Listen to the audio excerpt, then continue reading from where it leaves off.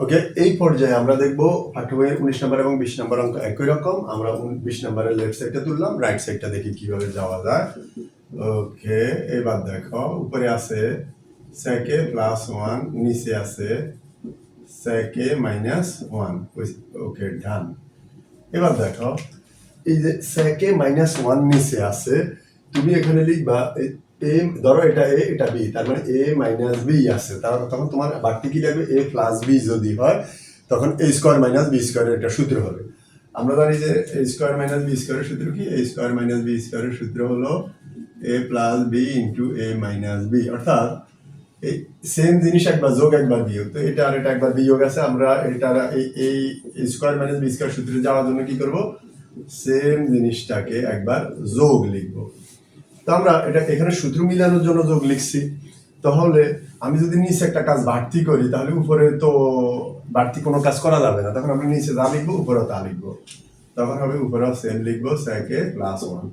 তো এখানে লিখবা, সামনে লিখবা হর ও লবকে, এটা হর এটা লব, হর ও লবকে এই ব্র্যাকেটের এটা লিখে লিখবা এত দ্বারা গুণ করে। ওকে, এটা ব্র্যাকেটের সামনে থাকবে, আমরা লিখলাম না, তোমরা লিখে দিলাম। এবার দেখো এখানে কি দাঁড়ায়, সেকে প্লাস 1 সেকে প্লাস 1 সেকে মাইনাস 1, এটা কি সূত্র, সেক স্কয়ার মাইনাস 1 স্কয়ার, অর্থাৎ এ স্কয়ার মাইনাস বি স্কয়ার। এই প্রথমটা এ, দ্বিতীয়টা বি, একবার যোগ একবার বিয়োগ, তার মানে এ স্কয়ার মাইনাস বি স্কয়ার।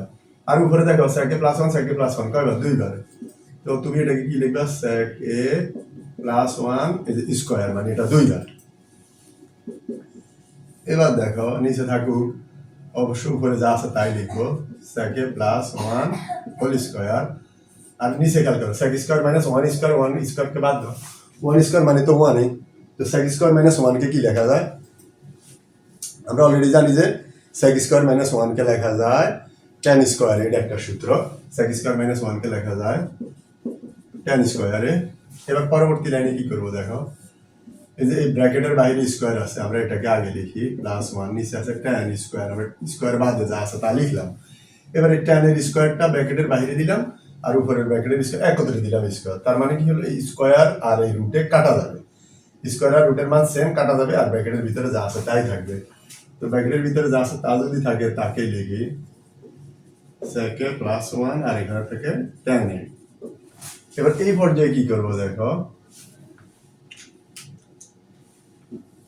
হ্যাঁ এই পর্যায়ে আমরা এই যে উপরে কি আছে সেকে প্লাস উপরে আছে 1, আর নিচে কি আছে tan এ, এই tan এ কে আমরা এখানে দুইবার লিখি, tan এ কেন দুইবার লিখছি, আমরা জানি দুইটা জিনিস যদি একই রকম হয়, দুইটা জিনিস একই রকম হলে এর লসাগু একটাই। এবার পরবর্তী লাইনে আসি, আমরা আবার কি করবে, সেকে কি লেখা যায় 1 বাই cos a, আর নিচে tan কে লেখা যায় sin a by cos a, plus 1 by tan কে লেখা যায় cot a, 1 বাই tan কে লেখা যায় cot a। এবার দেখো উপরে কি আছে 1 by cos a, 1 by cos a লম্বা একটা ভাগ চিহ্ন গুণ হলে এটা উল্টে যাবে, উল্টে গেলে cos a নিচে আসবে sin a। এবার এটা কাটলাম, আর সামনে থাকে প্লাস cot, এটার কোনো আপাতত কাজ নাই। পরবর্তী লাইনে দেখো উপরে 1 নিচে sin, উপরে 1 নিচে sin, মানে 1 বাই sin, 1 বাই sin কে লেখা যায় cos a কে, আর সামনে থাকে বাড়তি থাকে cot a।